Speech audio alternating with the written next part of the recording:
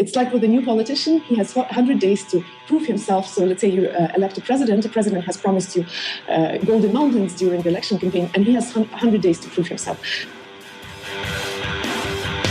Hey podcast listener, you're about to discover insider tips, tricks, and secrets to making more sales and converting more prospects into customers with email marketing. For more information about the Email Marketing Podcast or the Autoresponder Guy, go to dropdeadcopy.com/podcast. Hey everybody, it's John McIntyre here, the Autoresponder Guy, and it's time for episode 24 of the Email Marketing Podcast, where we talk about the top tips, tricks, and secrets for making more sales and growing your revenue with email marketing. Today I'll be talking to Kristina Mand-Lakhiani of Mindvalley, Russia, about her 5 rules of sky-high open and click-through rates. Now, she had a post on Mindvalley Insights, a blog where Mindvalley publishes the results of their marketing campaigns. And her post on Mindvalley Insights is the most shared Mindvalley Insights post on the Warrior Forum. Now, for those of you who don't know, the Warrior Forum is one of the most popular internet marketing forums online. And Kristina's post really made a splash over there. So there's some great information that she shares in this podcast episode because it's based on that original post. Now, it's going to be simple, systematic, and actionable. This is one of those episodes where you're going to want to have a pen and a paper so you can write down Kristina's 5 rules, and then you can walk away. When you get back to your computer, you can use these rules to improve your email marketing immediately. To get the show notes for this episode of the Email Marketing Podcast, go to dropdeadcopy.com/EP24. Now, you might notice that this podcast is a little bit late. I usually publish at 8 a.m. every Tuesday. That's 8 a.m. New York time, but I'm just over 24 hours late. I've been tying up some loose ends with a business project, and now that that's mostly done, I can get onto this podcast and get this published. So that's the reason it's late.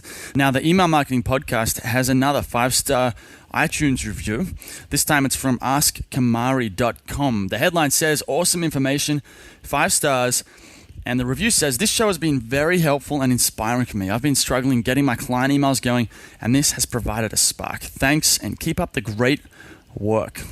Thank you for the review, askkamari.com. Check out his site. He's a marketing consultant, and he's doing some great work. I just wanted to talk really quickly about pissing people off, the benefits of pissing people off. Dan Kennedy said, "The bigger your ambitions, the more likely you are to offend people while achieving those ambitions. And your opportunity to have meaningful impact will be in direct proportion to your willingness to offend." He also said, "If you haven't pissed someone off by noon, you probably aren't making any money." Now, I do daily emails. I sell every single day, and I've got plenty of people who tell me I'm doing it wrong, but I am more than happy with the results. So I'm willing to piss people off and make them angry, because I know that it's really getting me great results and it's making some people very, very happy. So I just wanted to touch on that really quick. Some people can spend too much time worrying about trying to play nice. And sometimes in business, you do have to be willing to, let out your dark side. Be willing to offend a few people in the name of achieving your goals. You'll really get a lot of benefit out of it. Now, the Email Marketing Podcast has another voicemail question. This one is from Paul Mort. And Paul Mort says, "Hey John, it is Paul Mort here from the Paul Mort Podcast and I am paulmort.com. Now I'm just about to launch my first podcast and I wanted your thoughts on the best ways to combine a podcast with email marketing. Now I already email every day and see great success. In fact, I'm super kind of pleased to be able to say that I get paid every time I send an email, which is 5 days a week, which is very nice. Down to some of the things that you taught me and Ben Settle and my friend Andre Chaperone. And I want to know that basically the best way is to use the podcast to grow your email list. Thank you very much, buddy. Take care. Okay, so just to sum that up, Paul's asking, what are the best ways to grow your email list with a podcast? Now, I just want to start by saying that starting this podcast has been one of the best things I've done for my business. It's created so many connections to different experts. It's opened doors for me. And it's really helping me make a splash in the industry. So if you're thinking about starting a podcast, after listening to this one, you really should get to it. Now, it's a great way to build your email list, and that's why Paul's asking about it. So I'm going to run through a few things real quickly, and then we'll get into Kristina's interview. First of all, you got to think about marketing as a bridge. You're building a bridge from where the prospect is now to where that you want them to be, which is your customer. So every step, everything you do in your marketing, from the website to the podcast to the email to the pre-sale sequence to all these different things, they're another step on that bridge, a step on that path. And everything needs to flow. So basically think about what's the next natural step. I don't know exactly what your podcast is about, Paul, but you need to think about what's the next natural step. If they've listened to the podcast and they've heard what the podcast is about, what's the next thing they need to know, right? So for me, that means the podcast is about email marketing. So we talk about, you already know, daily emails, writing sequences, how to write copy, how to write subject lines. So the next step is, see how I do it. Here are some daily email tips on how to write email like the autoresponder guy. So it's a very natural step. And then the emails promote my product, which is an email marketing product. So it's a bit of a slippery slope, and it makes complete sense to anyone, and they always know what the next action for them to take is. When they listen to the podcast, I tell them to sign up to the email list. When they get on the email list, I tell them to buy the product. So what you want to do is you want to solve your audience's problems. Make your list the next natural step. Whatever problem they're facing after listening to your podcast, or perhaps they're the same problems, but you can go into them more in depth with email. You want to make the opt-in, something about that. The way I'm doing it is if you go to dropdeadcopy.com/podcast, you'll see a custom WordPress category page. And basically I've added an opt-in to the top of that page, which has everything related to the podcast, plus an opt-in. There is a sign up for daily email tips on how to do email by the autoresponder guy. Now below that, there are also links to the iTunes store and to Stitcher and a few things like that. So what happens is anyone who listens to the podcast will usually go to dropdeadcopy.com/podcast. They'll look for other podcast episodes, and what they'll also see is opt-in on every single podcast page, which means that if they're interested in the podcast and they visit my website, it's extremely obvious and easy for them to sign up to my list. So you want to try and do that. So set up a custom category page on your site for the podcast, so anyone who views your podcast stuff on your website has that podcast related opt-in at the top of the page, and you could add that at the bottom, you could add that at the side. Now whatever opt-in you're using right now might be relevant, and you could just use that. That's more or less what I did, but sometimes the podcast might be slightly different to what your website's about, and you might be better off making a custom offer, changing the offer so it really matches what your podcast is about. So that's really it, Paul. It doesn't need to be very complicated. You just got to think about that. It's going to be that slippery slope of the next natural step. And then it's just about finding ways to get them from the podcast onto the email list. And the last thing that I forgot to mention is that what I do is, you notice in my intro and in the outro and in this little banter section is what I call it, this chit chat, you'll notice that I often say go to dropdeadcopy.com/podcast, go to dropdeadcopy.com/EP23 or EP24 for this episode. And what that does is I'm just finding more and more ways to get people to go back to the site. There are transcripts on the site. Some people want the transcripts. Some people want to hear about how they can learn about how I do email marketing. So you just want to find ways to drop mentions of your website in the show. And then in my outro, it says, if you want to learn more about email marketing, which is totally irrelevant because I've just listened to a podcast about email marketing, go to dropdeadcopy.com/podcast, sign up for the email list, and you'll find out how why open rates don't matter. And, basically I'm trying to make a relevant offer to them right on the tail end of them listening to a podcast about email marketing. So it's very natural. I hope this makes sense. If you have any more questions, feel free to email me. It's john@dropdeadcopy.com. Or feel free to go and send me another voicemail, and I'll answer it again on the podcast. So yeah, that's it for now. Now, if you have a question, go to dropdeadcopy.com/podcast. This is how I do it, right? Click the link on the right-hand side of the screen that says send voicemail. It's super easy. You can record right from your browser. You don't need to call me. You don't need to make any sort of phone call. You just click a button, and then you record with your computer microphone, and then I will answer your question on the show. I will even play your question on the show, which means if you say your website address, it's going to go out to all the listeners of the Email Marketing Podcast. So there's some cool benefits there. Now, I think it's about time we got into this interview with Kristina Mand-Lakhiani. Let's go. It's John McIntyre here, the autoresponder guy. I'm here with Kristina Mand-Lakhiani, the co-founder of Mindvalley Russia. Now, she had a post on Mindvalley Insights, and it was called Boost Your Open and Click-Through Rates in 100 Days. It was a 20-minute video, and I just watched it last night to kind of prepare for this call. Now, so Mindvalley Russia gets 40% in open rates, 25% in click-through rates, which is really, really high. And this post became one of the most shared posts from Mindvalley Insights on the Warrior Forum, which is pretty badass considering Warrior Forum is one of the biggest online marketing forums on the internet. So we're going to talk a bit about that, a bit about email marketing, and kind of going to go deep into how Mindvalley Russia does it. So how are you going today, Kristina? Thank you. Hi, John. Hi, audience. I'm doing fine. Good to have you here. So before we get into the email stuff specifically, tell us a bit about yourself. Yes. So I'm a co-founder of Mindvalley Russia, and that's my biggest activity, although I'm related to Mindvalley, the big company, also for the past 10 years, ever since it's been started. And my expertise in email marketing came from talking to Russian audience, and Russian audience is not as exposed to internet marketing as is Western audience. So of course we had to take it step by step, take it slower. It's like dating a more conservative girl. So basically, considering that we were dating a more conservative girl who is less trusting, more skeptical, is more afraid of being conned and cheated, we had to take it slowly. But we also learned really a ton how to actually build trust from nothing. That's basically my background. Okay. And you had a really interesting or kind of a funny explanation in the video about how email marketing is just like dating. You get the dates and the gifts and the flowers and the roses. And that's how you guys look at this. Yeah, we approach marketing like dating all the time. I think the whole point is that it's the easiest to relate to dating because it's human relations. It's the same. Because if we want to sell, it's like getting married. First you have to get to know someone, then you have to like them, and then you have to start trusting them. And only then you can talk about marriage. So it is really very much like dating. Yes. Okay, cool. So let's get into it then. So where's the best place to start, do you think? We talked about the 5 rules. Do you want to just run through that? So actually, the best way to start is to understand who the person is who you're going to be talking about and talking to. So our first step is actually we are trying to define an avatar. We are not talking about an audience. We're talking about an avatar, like a very certain one person. So it's not like mostly women, 40% men, and in the age range of 35 to 55. We're talking to a specific woman. Our avatar has a name. Her name is Nadezhda.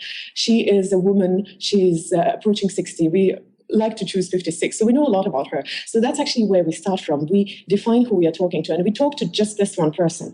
So I think when you're building any relationship, that's probably the most important thing.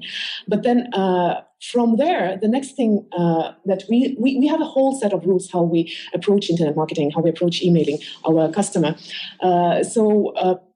We never have any arguments because we have everything so set in rules that when we look at the situation, we know exactly what to do. It happens very seldom that we don't know what to do. So the rules are very simple. So first rule is 95-5 rule, which means that in the best internet businesses, only about 5% of people are going to buy. Plus minus 3% are going to be your customers. The rest are going to be just an audience, a mute audience. So our first rule is that you give to 100% of your people, whether they're going to buy or not, as much love, content, help, value, as if they're all your repeat customers. That's our first rule. And we are extremely generous to the point where sometimes I have to say, hey guys, maybe we should start charging for that because we are like too generous. So that's one of our rules. The next rule is the 100 days rule, and that comes from my background in politics. And the rule is pretty simple. It's like with a new politician, he has 100 days to prove himself. So let's say you elect a president has promised you golden mountains during the election campaign, and he has 100 days to prove himself. The same with us. So the person comes to our landing page, we promise them a beautiful life, paradise. We have 100 days to prove that we can actually deliver. Of course, if they don't buy, they won't be able to get the paradise, but they have to at least believe that, yes, we are the people to save them. Yeah. So we believe that the first 100 days of your communication are crucial. After that, you pretty much have set yourself in a certain mold, and they already treat you in a certain way. So you can make mistakes, you can be silly, you can be faithful to what you have been the first 100 days, but the first 100 days are important. This is when they still don't know who you actually are. So our sequences generally tend to grow to up to 100 days. They're not born 100 days. They're usually born about 2 weeks to 20 days, but we try to get them all to 100 days. Okay. Then the next rule, I'm going now by memory, so I might be lost in my own rules. The next rule is that, thank you, I'm trying to get fairly fast from them, so maybe we can talk about something juicy and more interesting later. So the next rule is the Louvre effect, and that comes from the idea that if you go to Paris and your only goal in Paris is to see Mona Lisa, and then you get to this humongous building, which is I think 4 or 5 stories huge, your only question is, how do I get there? And there is a lot of beautiful stuff. There's a lot of value. There is a lot of things which are really like good. So the same with your customer. They come to you. You have a lot of really valuable stuff. You have a lot of really good things, good tips, but you have to guide your customer through this experience, because otherwise they'll get lost, overwhelmed. They'll sit down quietly in the corner and start crying and drinking water because they will be lost in your museum and your wealth of treasures. So when we communicate with our customers, we do not overwhelm them from the beginning. We do not give them everything in the first day or the first 1 week. We take it slowly because, first of all, this is a process where you can educate your customer, like in a school, take them from simpler material to more complicated material. You can teach them that they actually need to solve the problem because they could have come just out of curiosity. So for us, it's super important to pace our content, our value in a way that they can actually absorb it and not get overwhelmed and not want to run away from you. So that's the third rule. Okay. And then the next rule is the one which is the most practical, probably. It's the rule of balanced diet. And here we talk about 3 major components in our communication with the customer. Component number 1 is, of course, content. You have to give content to your people. Without it, you cannot. Very few businesses can sell without giving anything first. So content usually takes about 30% of our communication. The second piece is, of course, sales. And that's usually 20-25% of our communication. I think I'm slightly underestimating content. Content is probably 40% of our communication. So sales is about 20-25, so it's a little bit less. But we do sell. It's important that it is there. And I don't think there is any need to even talk about the importance of having sales in your communication.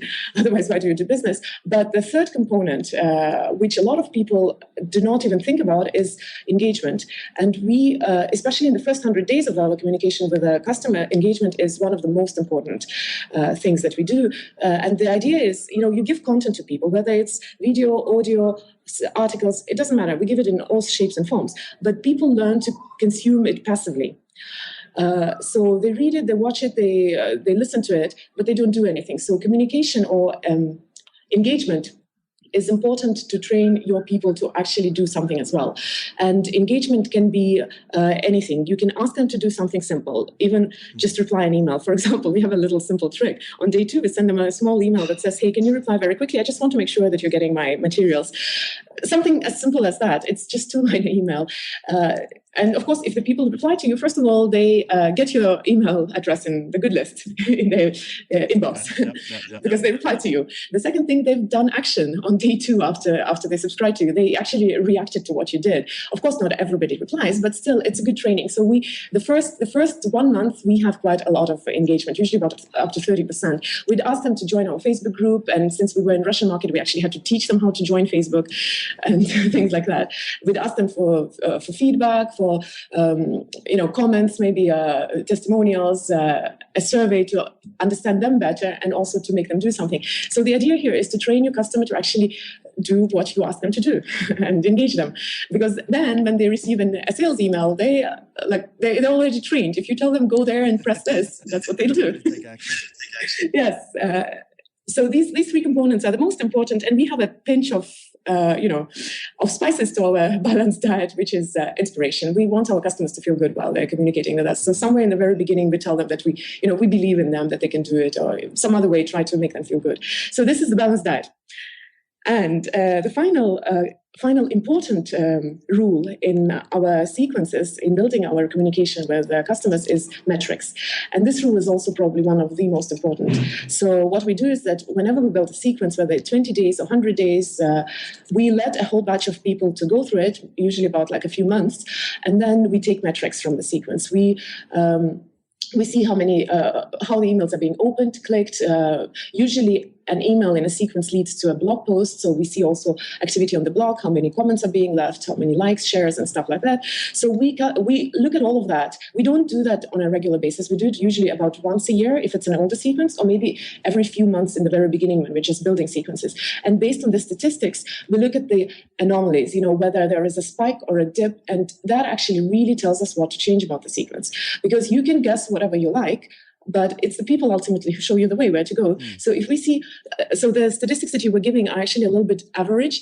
Usually when we subscribe people, we believe that a good statistics for a sequence from day 1 to, let's say, day 30 should be somewhere around 50 to 40% open rates. Because people have subscribed for you, they have to be interested. If they're not opening, then it's a bad sign. And of course, when people have been with you for half a year and you're sending newsletters once a month, then of course they can drop, and that's okay. But the first month, we believe that anywhere between 50 and 40 is okay. Of course, we have sequences where we have 60% open rates for the first few emails. And let's say if that's the trend, that in a month, your open rates drop by about 10%. So if you suddenly see in the middle of the month, on day 7, a drop of like 15%, then you know that something is wrong with this email. Or if you see a steady drop and then suddenly something spikes, like click-through rate spike, you understand that something is good about this letter. So we reshuffle our sequences eventually. And in about, it's a long process, but it's like dating, it's a long process, but if you take it slowly, if you just take it easier and don't worry, don't fret about that and just trust that people will show you the way, in the end, a few years down the road, you'll have such a killer sequence that people will just love you. Honestly, with me and my business partner, Irina, whatever we offer, they just often buy just because we tell them so. Wow. Okay. And I spoke to someone last night and he was saying the same thing happens, that he gets people who email him after a big launch for like a $3,000 product, and they'll buy the product and then email him afterwards and they say, hey, I just bought it. What's it about? Yes. They're that hooked on, this guy's, authority and the trust there that they're willing to go out and buy it. And that's kind of what you can do with email. I think Kristina explained this when I spoke to him last week, which is where you do this funnel analysis, you drop it into a spreadsheet, and then you rearrange the emails and run the test again and see how that works. We actually, yes, just yesterday I had a very long meeting with my people. We were rearranging the upsells in our sequence based on statistics. So we do a lot of analysis. We like numbers because numbers don't lie, and actually internet marketing, that's the beauty of it. It's statistics, you don't even have to guess. It's all there. Yeah. So when we write sequences, it seems overwhelming, but generally it's not that hard. It's just a matter of taking it step by step. So,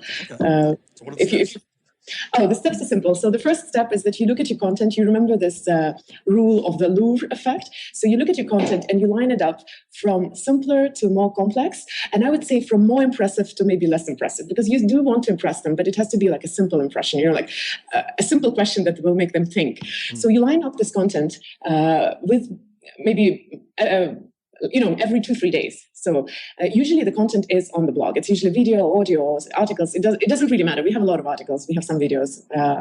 So you line it up in a certain logical sequence. And for each piece of content, you write an email. And when we write emails, we remember two rules, actually. Rule number one is who you're speaking to. That's the avatar that I was talking about for this one person. And the second rule that you have to remember is what do you want the person to do as a result of this email. So when we write, we are extremely targeted. We talk to one person and we only want one action. So if it's a content email or an email leading to a content, then the action is go there, read the content. Once they read the content, the next action we want from them is, leave the comment or share or something like that, whatever it is. Okay. So the next step after you've lined up the content is you inject engagement between this content.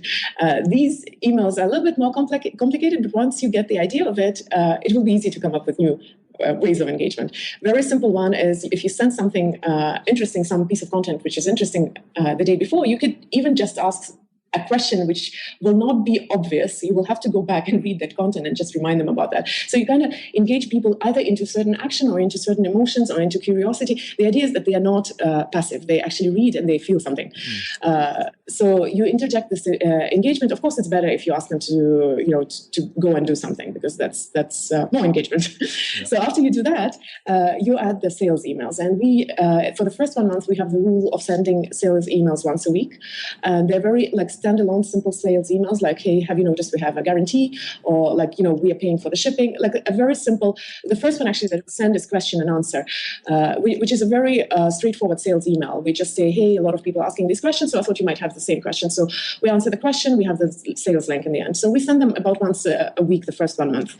And later when the campaigns start, then there will be a little bit more sales.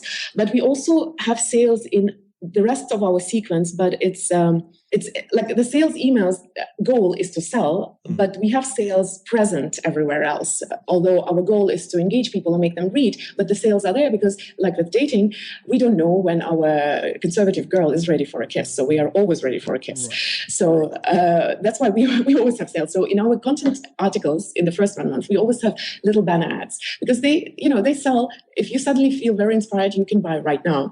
This is number one. Number two, people get so used that we sell, they stop being upset with us because we tell them straight away, yes, we are going to sell, and we sell because we know that it's going to help you. So they stop worrying about that and they take it easy. So we have little banners, we have calls to actions.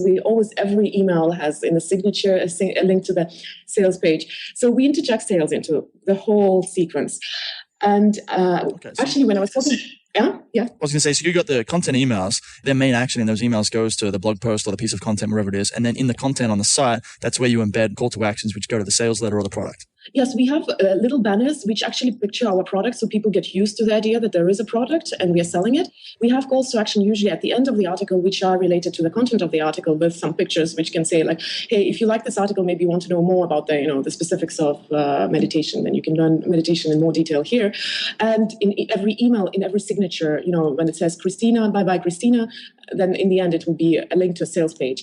So what's interesting, when we were taking metrics of our links, best performing links in our sequence, then in the top 10 there was a link to a sales page which was from the signature in an inspirational email, which was very surprising.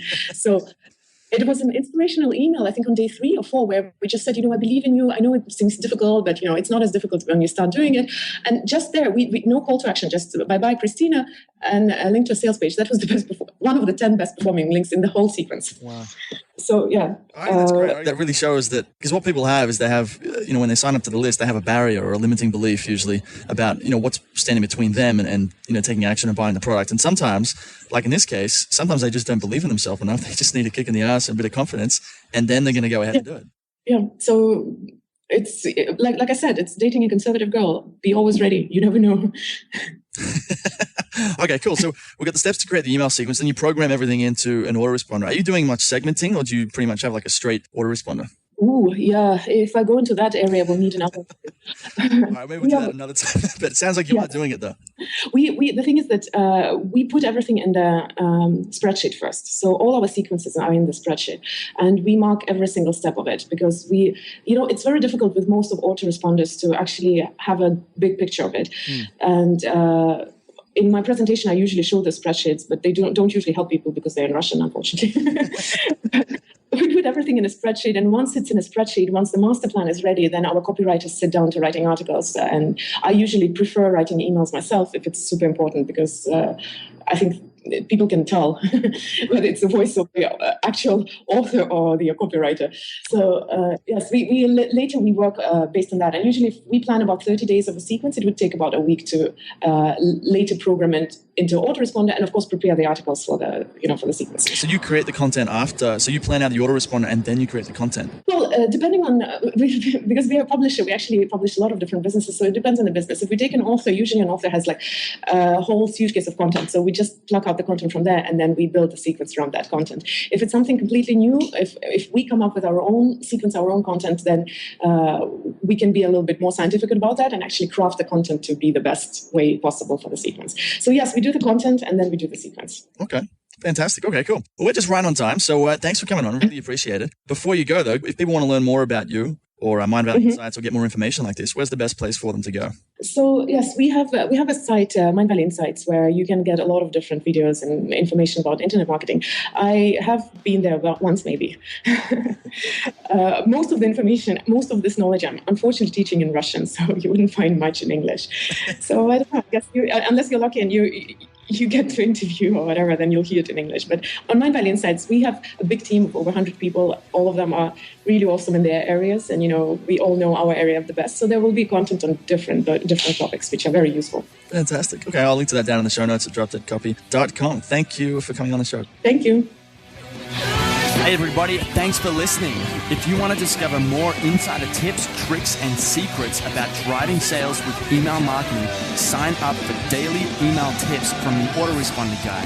Go to dropdeadcopy.com/podcast. Sign up, confirm your email address, and I'll send you daily emails on how to improve your email marketing and make more sales via email. You'll find out why open rates don't matter and the 7-letter word that underlies all effective marketing and much more.